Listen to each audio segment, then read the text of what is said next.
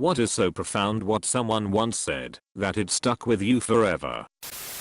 Early on in our marriage, I was pretty chill about lightheartedly ragging on my husband in the company of others, not about serious or super private things, but just about his quirks and semi-annoying habits. I grew up in a family that teased each other constantly, so this was the norm. Then one day he told me how, although he wasn't personally offended by the light jabs, he thought that it might be a subtle thorn in the side of our marriage, and that being in the habit of tearing the other down in the company of others, even if only lightheartedly, would make it really easy for it to be the behavior we choose when we actually are legitimately angry with each other. It would make it really easy for light jabs to become airing our dirty laundry / slandering the other. We both came from divorced families, and we both entered into marriage agreeing that divorce would never be an option because of how much it screwed us up. So I really took that to heart, and once I became mindful of his thoughts on the matter, I began to see how often I had been doing, based on how often I had to hold my tongue now in conversations with friends. Now it has become a habit, and I actually find it much easier to speak positively about my husband, and I legitimately think it has increased my love and respect for him. He's not perfect, but I'm sure everyone who knows and talks to me think he's a saint because of how positively I speak about him, which I'm a-okay with because he's not far off. Mate, you are 10,000 miles away in Australia. Why waste your time being angry? Just got angry all the time for no reason. One random person sat next to me at a hostel and asked me that question. I got a bit annoyed at first, walked away and thought about it. WTF. I was literally in the one place I had always wanted to go to in my life, yet I was still angry. Thank you, random British mate. You changed my way of looking at things massively. You teach people how to treat you. Once that really sunk in, life changed for the better. It meant cutting a lot of toxic people from my life, including my parents and sibling. But the second half of my life is more productive, peaceful, and prosperous than it was the first 40 years. Eater, thanks for the gold. When I was in college, I was apprehensive about my career, and an older grad student I knew laid this one on me: you'll be fine. Whenever I'm feeling doubt about what I'm pursuing, I just think of all the completely incompetent people who managed to succeed before me. As a math major, someone helped me with a philosophy to keep in mind while working on learning math on my own that I never forgot and has helped me to this day. Don't do the problems until you can get them right. Do them until you can't get them wrong. The difference between solving problems and understanding how to solve problems is one will get you through the exam, the other will get you through life. Would you rather wake up in 20 years wondering what you missed, or wake up in 20 years knowing exactly what you missed? Never had commitment issues after that. When I was in college, a friend of mine told me I was gentle, after being called sensitive all my life up until that point, and not in a good way. Hearing that made me feel a lot better about myself. Sorry for the bad English. There's no point trying to track down your significant other when they go out, or even asking them not to go, just because you're afraid of being cheated on. If they want to cheat on you, they will. They will miss a day of work, or lie about visiting their parents, or even fake a medical appointment. There's nothing you can do about that.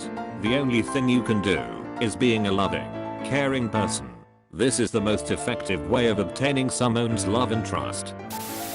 The person that you will spend the most time with in your life is yourself, so try to make yourself as interesting as possible. We judge others by their actions and ourselves on our intentions. Really made me think about people, and I tried telling myself that when the in front on me doesn't indicate when merging.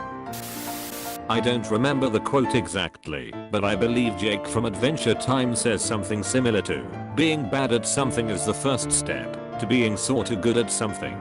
It made me realize I shouldn't worry too much about being drawing, but that I should keep going, so I'm less at it. Edit, I should mention that I'm just a hobbyist that used to dream of it as a profession. I'm now trying to make amends with my younger self by taking night classes. While it is incredibly discouraging to see so many students younger than me that are much better, I've learned to stop seeing it as a competition and to try to learn from them. I don't even watch Adventure Time, but this quote stuck to me because it's helped me not to be ashamed of being bad at anything, so long as I'm trying my best. How would it make you feel? It's the sentence that changed my stance on gay marriage. Without context, that seems silly, but I'll offer up a shortened version. I grew up in suburban STL to conservative Christian parents, and they weren't remotely tolerant, and pretty much never left my comfort bubble. I moved to Kansas City when I was 20 to finish college. My roommate was good friends with a gay couple, and this was my first encounter with gay people that I knew of, which was ignorant. There's no way it was my first. Inevitably, we got into a debate, and they basically went into a tirade about how much it sucks to constantly be berated and made fun of, and how it sucks to be treated unfairly because of something they can't control. I reverted to the classic "it's a choice" line of thinking. They responded with, why would we choose this for ourselves? Why would we choose to constantly be made fun of, to constantly be judged, and constantly be denied rights? How would it make you feel? It was pretty much that exact moment when I, who I considered to be a logical person, realized I was being an illogical asshole, and that I was just regurgitating the I picked up from being raised in a conservative Christian household. From that moment on, I started doing all of the programming in my mind from years of living in a sheltered environment. My views have since changed on nearly everything, from gay marriage to abortion to religion. One sentence from one conversation with two gay men changed me in a huge number of ways, and now I scoff at the idea that you can't change someone's mind about these things. Just because it doesn't get better today or tomorrow doesn't mean it'll never get better, so just hold out for the day when it does. My significant other in the beginning of our relationship, when I had a lot of pain to deal with and was ready to give up, changed my whole outlook on life.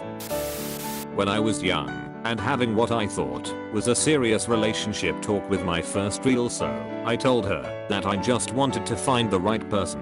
Without missing a beat, she said, everybody is looking for the right person, and nobody is trying to be the right person. That stopped me in my tracks. Edit. Thanks for the gold. Sorry about my very late responses. I only recently realized that I was getting messages asking for follow-up. I don't recall how the rest of the conversation went very well. I think it kind of shut me down, and I didn't really know how to respond. We ended up breaking up for typical first-time significant other reasons. What she said totally made me rethink how to approach love, though. Before then, I had this idea that I should be spending my life looking for my perfect match. Since then, I decided that I would just focus on being the best person I could be, and figured someone would eventually find me. My dad once gave me and my brother each $1 out of nowhere. I scoffed and said, "Dad, it's just $1, you keep it." He got really mad and said, never try to give anything back that someone gives you. It could be all they have to give, and a huge sacrifice to them. I felt like such a dick, and I could really use that $1 right now.